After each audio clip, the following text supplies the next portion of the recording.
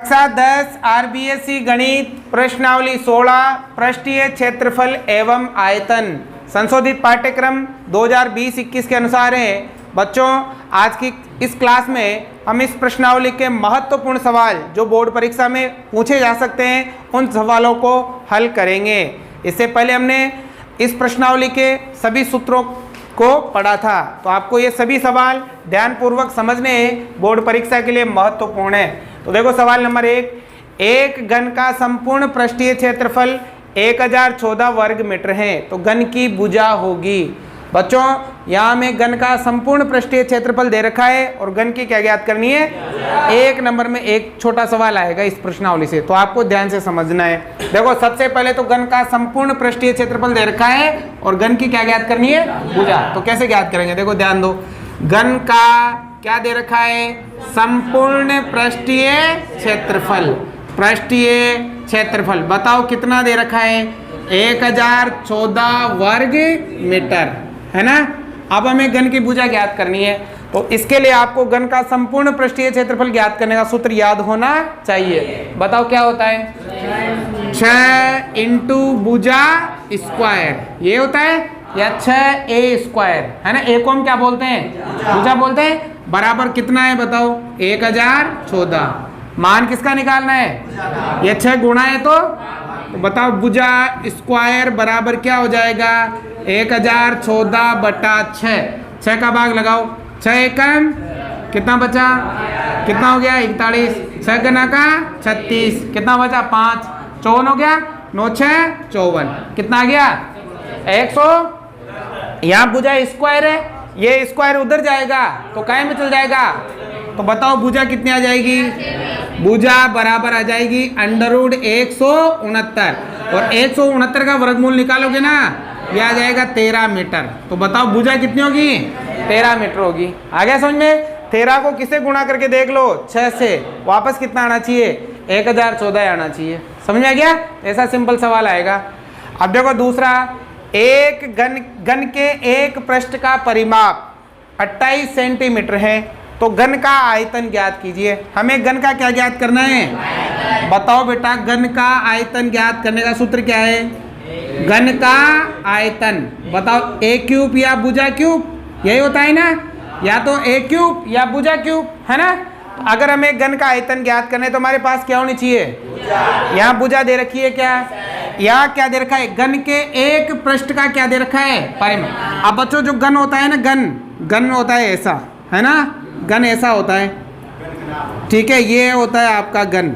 अब ये जो घन है ना, इसका जो एक पृष्ठ है, ये वाला पृष्ठ, ये एक पृष्ठ, ये होता है वर्गाकार। कैसा होता है, मतलब ये जो परिमाप दे रखा है 28, ये किसका परिमाप है, वर्ग का परिमाप। किसका परिमाप है, अब वर्ग का परिमाप से हम क्या निकालेंगे, घन की भुजा, और फिर भुजा से क्या निकालेंगे, आयतन। देखो सबसे पहले तो हमें क्या दे रखा है, घन के एक पृष्ठ का परिमाप। घन के एक पृष्ठ का बताओ कितना है, 28 सेमी, यही है। अब घन का एक पृष्ठ कैसा होता है, कैसा होता है, वर्गाकार, वर्गाकार होता है। अब बताओ वर्ग का परिमाप ज्ञात करने का सूत्र क्या होता है, वर्ग का परिमाप 4 इंटू भुजा, क्या होता है, अरे परिमाप को मतलब होता है इस पूरी लाइन का योग। तो कितनी, 1 2 3 4, कितनी भुजा है, 4 इंटू भुजा बराबर कितना 28। यहाँ से किसका मान निकालना है, ये 4 गुणा है, तो बताओ भुजा बराबर कितना आ जाएगा, 28 बटा 4 7 सेंटीमीटर। कितनी आ गई, 7 आ गई भुजा। अब भुजा से क्या निकालोगे, आयतन। बताओ आयतन का सूत्र क्या है, भुजा, भुजा कितना, 7 का क्यूब। 7 का क्यूब कितना होता है, 7 को 3 बार कितना होता है, 7 का क्यूब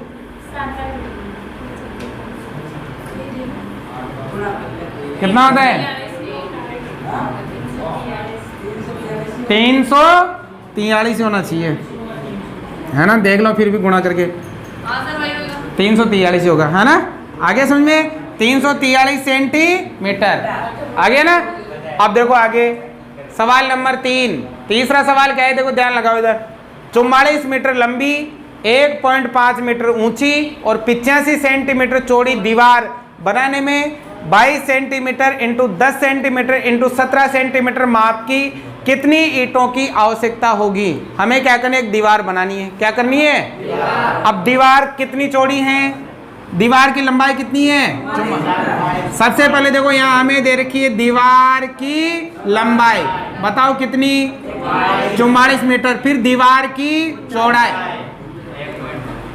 ऊंचाई कितनी है, 1.5 मीटर। और दीवार की चौड़ाई वो कितनी है, 85 सेंटीमीटर, है ना।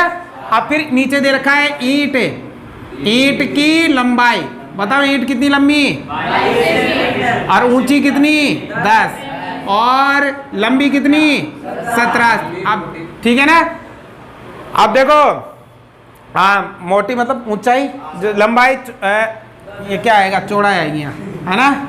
अब देखो ये तो किसमें, मीटर में, ये और नीचे सब किसमें, सबको किसमें बदलो, या तो मीटर में या, बताओ 1 मीटर में कितना सेंटीमीटर होता है, 100 सेंटीमीटर होता है।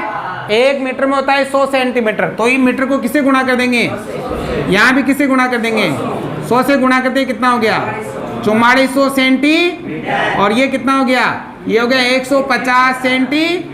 अरे भाई 1.1 जीरो खा गया और 1 जीरो आ जाएगी, है ना। आगे समझ में, तो सब किस में हो गए, सेंट। अगर हम एक चीज से दूसरी चीज बनाते हैं, एक चीज से दूसरी, तो हमेशा वहां काम आता है आयतन। क्या काम आता है, आयतन काम आता है। अगर हमें यहाँ क्या ज्ञात करनी बेटा, यहाँ ज्ञात करनी है ईंटों की संख्या। क्या ज्ञात करनी है, तो हमें क्या करना है, दीवार के आयतन में ईंटों के आयतन का भाग देना है। दीवार के आयतन में ईंटों के आयतन का क्या देना है, सूत्र क्या हो जाएगा, दीवार का आयतन, दीवार का बटा हो जाएगा ईंटों का आयतन, ईंटों का आयतन। अब देखो ध्यान लगाओ, जो आपकी दीवार है उसमें लंबाई, चौड़ाई और ऊंचाई तीनों अलग अलग है, और जो आपकी ईंट है उसमें भी लंबाई, चौड़ाई, ऊंचाई तीनों अलग अलग है। जब लंबाई, चौड़ाई, ऊंचाई अलग अलग हो तो आकृति होती है घनाभ। क्या होती है, दीवार कैसी है, घनाभाकार। ईंट भी कैसी है, बताओ, घनाभ का आयतन ज्ञात करने का सूत्र, लंबाई इंटू चौड़ाई इंटू ऊंचाई, लंबाई इंटू चौड़ाई इंटू। तो देखो दीवार का आयतन, लंबाई इंटू चौड़ाई इंटू, लंबाई कितनी 4400 इंटू चौड़ाई कितनी 85 इंटू ऊंचाई कितनी 150। कोई बात नहीं, आगे पीछे लिख सकते हो गुणा में, बटा। अब ईंट का आयतन, ईंट की भी लंबाई, चौड़ाई और ऊंचाई क्या आएगा, 22 इंटू 17 इंटू 10 आ गया। अब देखो 0 से 0, 70 5 85 कट गया ना, और 22 दूनी और 2 जीरो की 2 जीरो। अब गुणा करो, 15 5 75 दूनी 150, 150 कितनी जीरो, 2, एक ये 150 और ये 2 जीरो, तो ये आ जाएगी ईंट। तो बताओ कितनी ईंटें चाहिए, 15,000 ईंटों की आवश्यकता पड़ेगी। आगे समझ में, इंपॉर्टेंट क्वेश्चन है, परीक्षा में पूछा जा सकता है, बहुत ही आसान है सवाल। आपको कुछ भी नहीं करना, ऊपर दीवार का आयतन दीवार का आयतन बटा ईंटों का आयतन, दीवार की लंबाई, चौड़ाई, ऊंचाई को गुणा कर दो और ईंट की लंबाई, चौड़ाई, ऊंचाई को गुणा कर दो। अगर मीटर में, सेंटीमीटर में अलग अलग है तो सबको एक जैसा बना लो, या तो सबको मीटर बना लो या सबको सेंटी। अगर मीटर बनाना है तो 100 का भाग लगाओ, अगर सेंटीमीटर बनाना है तो 100 से गुणा करो। आगे समझ में। अब देखो ये वाला भी इंपॉर्टेंट है, ये 16.1 के सवाल है जो आ सकते हैं बोर्ड में। अब देखो ये वाला, एक घनाभ की लंबाई, चौड़ाई तथा ऊंचाई का अनुपात 5:3:2 है। यदि घनाभ का संपूर्ण पृष्ठीय क्षेत्रफल 558 सेंटीमीटर स्क्वायर है तो उसकी कोरों की माप बताइए। कोरों का मतलब होता है लंबाई, चौड़ाई, ऊंचाई बतानी है। कोर का मतलब होता है लंबाई, चौड़ाई और। तो बच्चों जब भी आपको लंबाई, चौड़ाई और ऊंचाई अनुपात में दे रखी हो तो लंबाई, चौड़ाई और ऊंचाई के पीछे अंग्रेजी का कोई सा भी अक्षर लगा दो, अंग्रेजी का कोई सा भी अक्षर लगा दो। जैसे यहाँ पर हम लिखेंगे माना कि घनाभ, क्या नाम है इसका, घनाभ की लंबाई। बताओ घनाभ की लंबाई कितनी, 5x मान लेते हैं, है ना। फिर घनाभ की चौड़ाई कितनी, 3x, और घनाभ की ऊंचाई, ऊंचाई कितनी, 2x। ऐसा कब मानेंगे, जब हमें ये किसमें दे रखी हो, किसमें दे रखी हो, अनुपात में। किसमें दे रखी हो भाई, अनुपात में, ठीक है ना, मान लिया। अब देखो हमें क्या दे रखा है, घनाभ का संपूर्ण पृष्ठीय, तो देखो यहाँ क्या लिखेंगे, घनाभ का क्या लिखेंगे रे, संपूर्ण पृष्ठीय क्षेत्रफल। बताओ बेटा कितना दिया हुआ है, 558 सेंटीमीटर स्क्वायर, ठीक है। अब हमें याद होना चाहिए घनाभ का संपूर्ण पृष्ठीय क्षेत्रफल ज्ञात करने का सूत्र, पहले समझ लो। आ गया ना तो 5 नंबर का सवाल आएगा, तो ध्यान दो इधर। घनाभ का संपूर्ण पृष्ठीय, बताओ सूत्र क्या होता है, 2 कोष्ठक लंबाई इंटू चौड़ाई प्लस चौड़ाई इंटू ऊंचाई प्लस ऊंचाई इंटू लंबाई। सूत्र याद, 2-4 बार प्रैक्टिस करोगे तो याद हो जाएगा।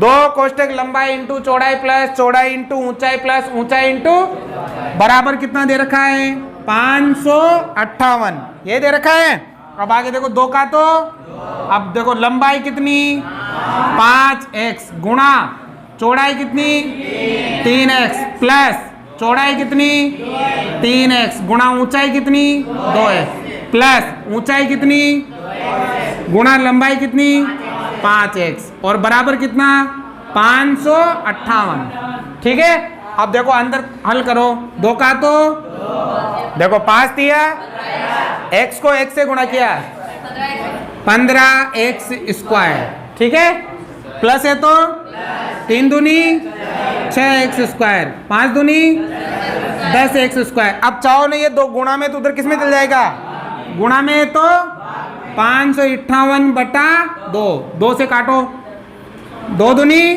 4, 1 बच गया 15 हो गया, 7 दूनी 14 और 9 दूनी 18, तो कितना है 289 आ गया ना। अब देखो ये सभी यहाँ भी स्क्वायर और यहाँ भी, सबको क्या कर लेंगे, जोड़ लेंगे, जोड़ो कितना हो गया 6 21 31 हो गया ना।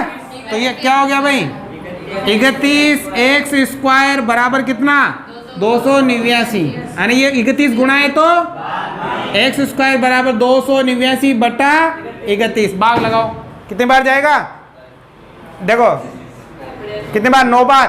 देखो यहाँ ट्रिक देखो, 9 एकम 9 तिया 27, तो कितनी बार जाएगा भाई 9 बार। आप देख लेना, देखो क्या क्या, 9 एकम 9 तिया 27 है ना, 9 बार गया। अब देखो ये स्क्वायर उधर जाएगा तो किस में आ जाएगा, बताओ कितना 3, आगे 3। ये x का मान है। अब मैं क्या पूछी है, लंबाई चौड़ाई और बताओ, लंबाई हमने क्या मानी 5x, तो 5 को किससे गुणा करेंगे 5 थी सेंटी, अब चौड़ाई कितनी मानी 3 को किससे गुणा करेंगे 3 तिया, और यहाँ 2 को किससे गुणा करेंगे 3 दूनी 6, तो बताओ कोरों की लंबाई क्या आ गई 15, 9 और 6। आगे समझ में। तो बच्चों आज की क्लास में हम यही सवाल करेंगे, बचे हुए सवाल इस प्रश्नावली के हम अगली क्लास में करेंगे। समझ में आया हो तो लाइक शेयर सब्सक्राइब जरूर से जरूर करें।